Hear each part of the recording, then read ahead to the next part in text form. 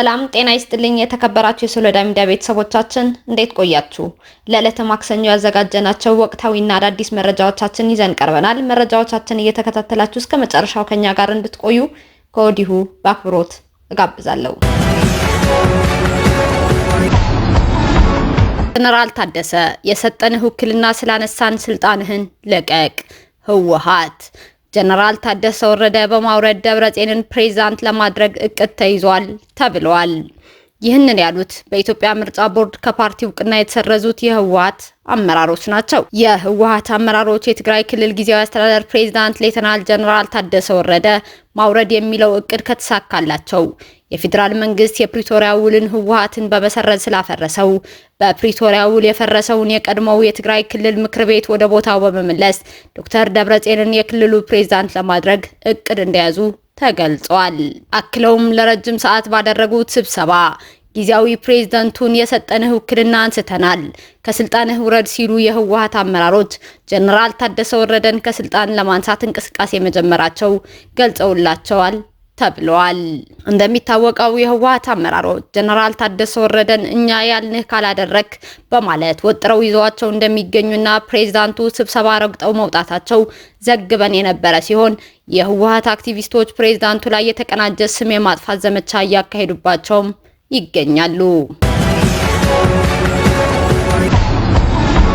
ዳግም የመሬት ናዳ ተከስቶ የሰው ህይወት ጠፍቷል ሲል የወላይታ ዞን አደጋ ስጋት መምሪያ ቢሮ ገለጸ።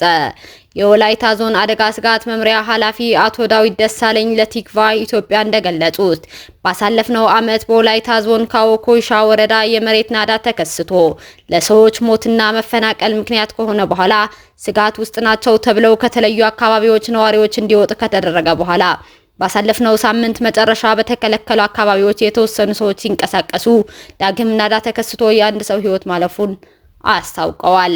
የካዎ ኮይሻ ወረዳ 12 ቀበሌዎች ከፍተኛ ስጋት ያለባቸው በመሆኑ ነዋሪዎችን በማስነሳት አባላ አባያ በተባለ ሜዳማ አካባቢ የማስፈር ስራ እየተሰራ መሆኑንና በመጀመሪያው ዙር ለ800 አባወራዎች ቤት ተሰርቶ መጠናቀቁን ገልጸዋል።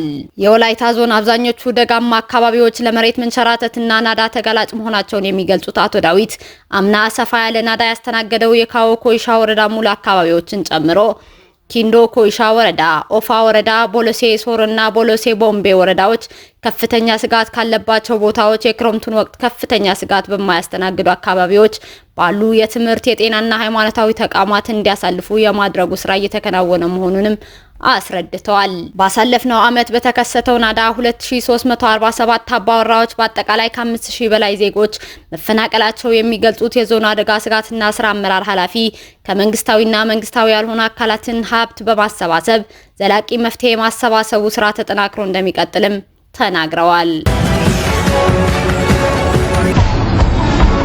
የኢትዮጵያ አየር መንገድ ወደ እስራኤል የሚያደርጋቸው በረራዎች ማቋረጡን አስታወቀ።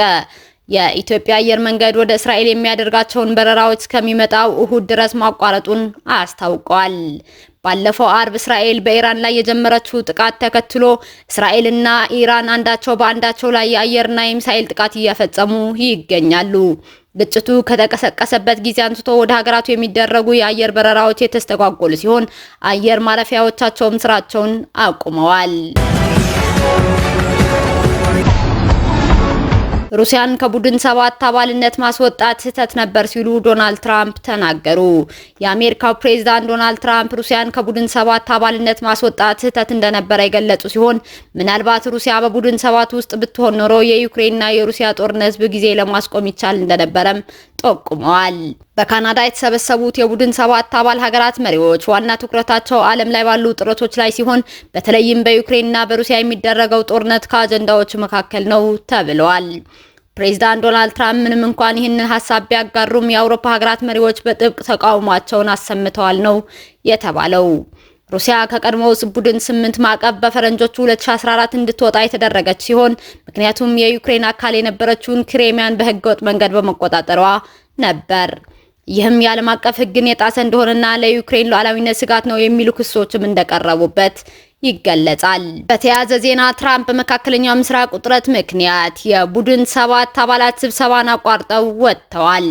ዶናልድ ትራምፕ ቀደም ሲል ኢራናውያን ቴሄራንን ለቀው እንዲወጡ ካስጠነቀቁ በኋላ በመካከለኛው ምስራቅ ባለው ውጥረት ምክንያት የቡድን 7ን ስብሰባ ቀድመው አቋርጠዋል። የአሜሪካው ፕሬዝዳንት ከካናዳ መውጣት ተከትሎ ከእስራኤልና ኢራን የተኩስ አቁም ጋር ምንም ግንኙነት የለውም ሲሉ የፈረንሳዩ ፕሬዝዳንት ኢማኑኤል ማክሮን የትራምፕ አስተያየት ውድቅ አድርገዋል። ኢራንና እስራኤል ለአምስተኛ ቀን የተኩስ ልውውጥ እያደረጉ ሲሆን በቴሄራን ውስጥ ፍንዳታና ከፍተኛ የአየር መከላከያ የተኩስ ልውውጥ እንዳለ የኢራን ሚዲያ ዘግበዋል። ኢራን ለእስራኤል ጥቃት ምላሽ ለመስጠት ሁለቱ የሚሳኤል ሞገዶችን ስታስወነጭፍ፣ እስራኤልም በማዕከላዊና በሰሜን አካባቢዎች የአየር ጥቃት ማንቂያዎችን አስቀምጣለች። ጥቃቶቹ ከቀደሙት ምሽቶች የቀነሱና ጉዳት የደረሰባቸው ሪፖርቶች እየቀነሱ እንደሚገኙ እየተገለጸ ነው ሲል ቢቢሲ ዘግበዋል። ተቋማትን ማውደም መንግስታዊ ሽብርተኝነት ነው ስትል ኢራን ገለጸች።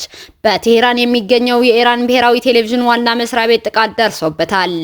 ትላንት ማምሻውን የደረሰውን ጥቃት ተከትሎ የኢራን ዜና ወኪል በሰጠው መግለጫ ጥቃቱ የቴል አቪቭ መንግስት ተቋማዊና መንግስታዊ የሽብርተኝነት ፖሊሲ ማሳያ መሆኑን ተናግረዋል። ይህ የወንጀል ድርጊት ሁሉንም ዓለም አቀፍ ህጎችና ደንቦችን የሚጻረርና የኢራንን ህዝብ እውነት ድምጽ ለማፈን የተቃጣ ሙከራ ነው ብለዋል። የውጭ ጉዳይ ሚኒስቴር ቃል አቀባይ ኢስማኤል ባቃይ ድርጊቱን የጦር ወንጀል ሲሉ የተባበሩት መንግስታት ድርጅት የጸጥታው ምክር ቤት እርምጃ እንዲወስድ ጠይቀዋል። የኢራን ባለስልጣናት በእስራኤል ላይ የሚካሄደው ጥቃት ተልዕኮ አስፈላጊ እስከሆነ ድረስ ይቀጥላል ብለዋል። የእስራኤል መከላከያ ሰራዊት አዲስ የተሾሙትን የኢራን የጦርነት ጊዜ ዋና አዛዥ መግደሉን አስታወቀ። የእስራኤል መከላከያ ሰራዊት የኢራን የጦርነት ጊዜ ዋና አዛዥና ካገዛዙ ከፍተኛ የጦር አዛዦች አንዱ የሆኑትን አሊ ሻድማኒ መግደሉን አስታውቋል። ዋና አዛዡ የተገደሉት በማዕከላዊ ቴሄራን በሚገኘው ዋና መስሪያ ቤት ላይ በተደረገ የአየር ድብደባ መሆኑም ተዘግቧል። ጥቃቱ የተፈጸመው የእስራኤል ጦር በደረሰው መረጃ መሰረት በኢራን ወታደራዊ ተዋረድ ውስጥ ካሉት ከፍተኛ ባለስልጣኖች አንዱ የሆኑትን የኢራን የጦርነት ጊዜ ዋና አዛዥን ኢላማ በማድረግ እንደሆነም ነው የተገለጸው። አሊ ሻድማኒ በዚህ ወር መጀመሪያ እስራኤል የጥቃት ኦፕሬሽን ውስጥ የተገደሉት የቀድሞ ጠቅላይ ኤታማዦር ሹም አላም አሊ ራሺድን ተክተው ሚናውን መረከባቸው ይታወሳል ሲል ሮይተርስ ዘግበዋል። ግድያው በኢራን ወታደራዊ እዝ መዋቅር ላይ ወሳኝ ጉዳትን የሚያደርስ ሲሆን የኢራንን የጦር ኃይሎች ከፍተኛ አመራሮችን እስራኤል በተደጋጋሚ ኢላማ አድርጋ እያጠቃች ትገኛለች። በተያያዘ ዜና የአሜሪካው ፕሬዝዳንት ዶናልድ ትራምፕ እስራኤል የኢራኑን ጠቅላይ መሪ አያቶላህ አሊ ኻሜኒ ለመግደል የነበራትን እቅድ ውድቅ ማድረጋቸው ተዘግቧል። ሆኖም የእስራኤል ጠቅላይ ሚኒስትር ቤንጃሚን ኔታንያሁ ከኤቢሲ ሚዲያ ጋር ባደረጉት ቆይታ ጉዳዩን እያጤኑበት መሆኑን ጠቁመዋል። የኻሜኒ ግድያ ግጭቱን ይቋጨዋል፣ እንዲሁም የኒውክሌር ጦርነትን ይከላከላል ብለዋል። በተጨማሪም ኢራን ዛሬ ከጠዋቱ ጀምራ ተከታታይ ሚሳኤሎችን ወደ እስራኤል መተኮሷን የእስራኤል የመከላከያ ኃይል ሲያስታውቅ 5 ሰዎች ላይ ቀላል ጉዳት መድረሱ ተነግረዋል። በዚህም የተነሳ የአየር ጥቃት ማስጠንቀቂያ ደወል በመላው ሀገሪቱ የተሰማ ሲሆን የመከላከያ ኃይሉ በተለያዩ የሀገሪቱ ክፍሎች ውስጥ የሚገኙ ነዋሪዎች ከጦር ኃይሉ የሚሰጡትን መመሪያዎች እንዲከተሉ ጠይቋል። የተከበራችሁ የሶሎዳ ሚዲያ አድማጭ ተመልካቾቻችን ለዕለቱ መራርጠን ወደ እናንተ ያቀረብናቸው መረጃዎቻችን እስካሁን ስትከታተሏቸው የቆያችሁ ይመስሉ ነበር።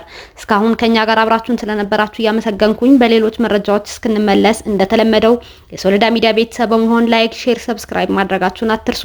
አዳዲስና ወቅታዊ መረጃዎቻችን በቶሎ እንዲደርሷችሁ የደወል ምልክቷን ይጫኑ። ሰላም ለእናንተ፣ ሰላም ለኢትዮጵያ።